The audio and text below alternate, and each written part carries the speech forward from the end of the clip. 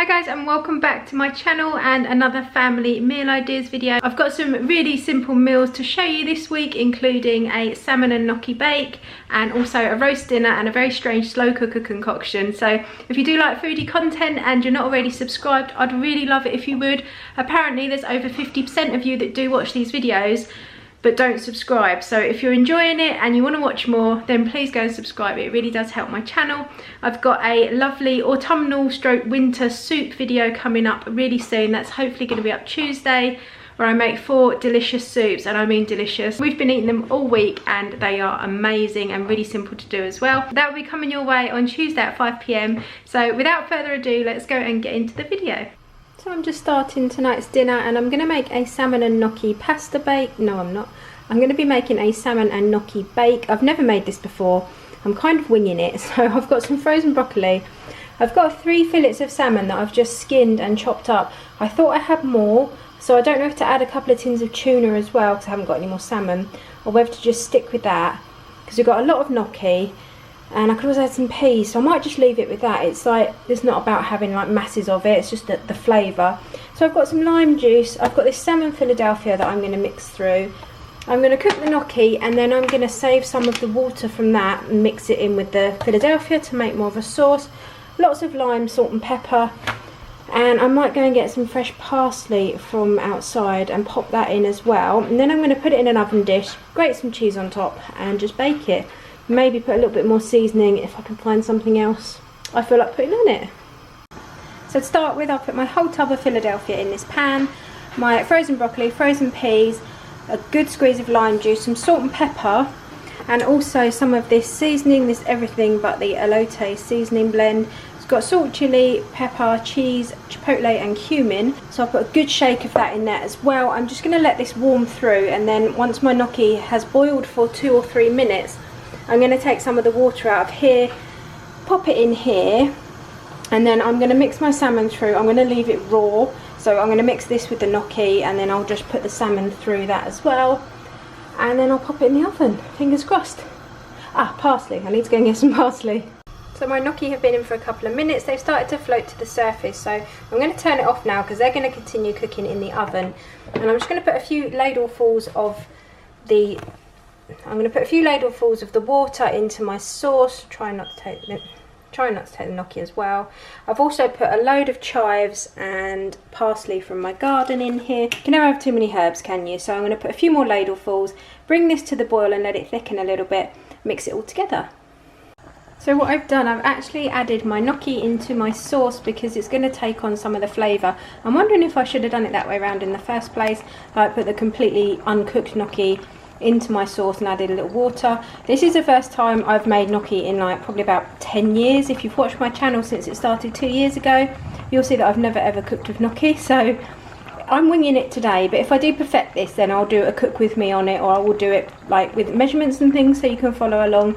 But so far it's just putting in what I can find and seeing how it goes. So I'm going to let this bubble for a bit till it goes a bit thicker, mix in my salmon and put it in the oven with some cheese on top.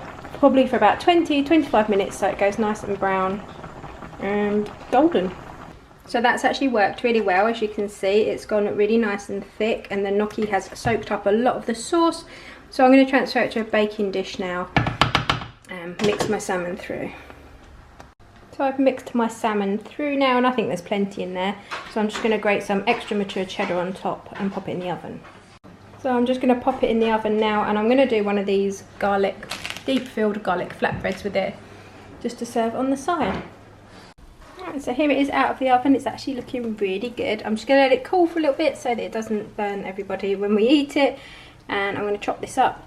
So here we are plated up. I will pop a little note up on the screen now to let you know whether we enjoyed it or not, because I always forget to come back and do it after we've eaten. And that's what's for dinner tonight: broccoli, salmon, pea and cream cheese pasta bake, gnocchi bake. Oh, I've got a spider on my hand, I can't concentrate.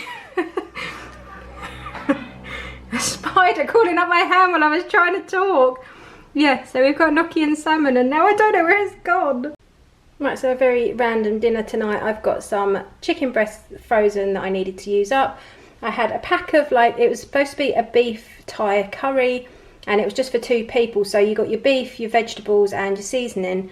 and I had that in the freezer, so I've popped that in. I've popped in the 2 chicken breasts, 1 tin of tomatoes, one of these fajita seasonings, and along with the Thai curry seasoning, a tin of chickpeas, and I'm going to add a green pepper, and then I'm just going to let it cook on low, and I'm going to serve it either with rice or sweet potatoes, just trying to use up everything I've got in the fridge and freezer without like buying more food for the sake of it. Right, so here is my really odd concoction dished up. I've added an extra tin of chickpeas, I'm not sure if I said that.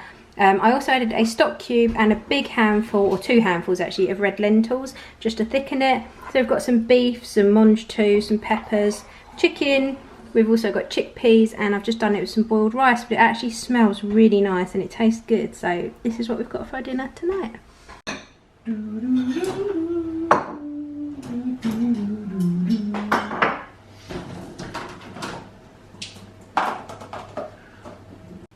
So tonight we have got roast pork, roast potatoes, some roasted sprouts, leeks and chantenay carrots. Some have got everything, some have got not everything. Oscar hasn't got leeks, he's not keen. Steve's got everything. We've also got some really nice crackling. And as always, we've got a dog that really wants to join in. And this is what we've got for our Sunday dinner tonight. So I'm kind of winging it. I've got one of these Tesco's puff pastry, like ready rolled puff pastry. So I've just got that out. It is shopping day tomorrow, so we're at the very end of what we've got left. So I've just rolled it out. I've put some passata on top, some seasonings like garlic powder, salt and pepper, and then I've put some cooked chopped tandoori chicken and grated cheese. And none of the boys are really keen on cooked tomatoes on things, and we haven't got like mushrooms or courgettes or anything else like that because it's, like I said, the end of the week. So I'm just going to pop this in as it is. So here is the puff tart chicken thing out of the oven. It kind of looks like a big pizza, but it's gone really nice, like a pie around the edges. So I'm just going to cut it up, and the older 2 are having coleslaw, Oscar's having some cucumber and tomatoes, and hopefully it'll be nice.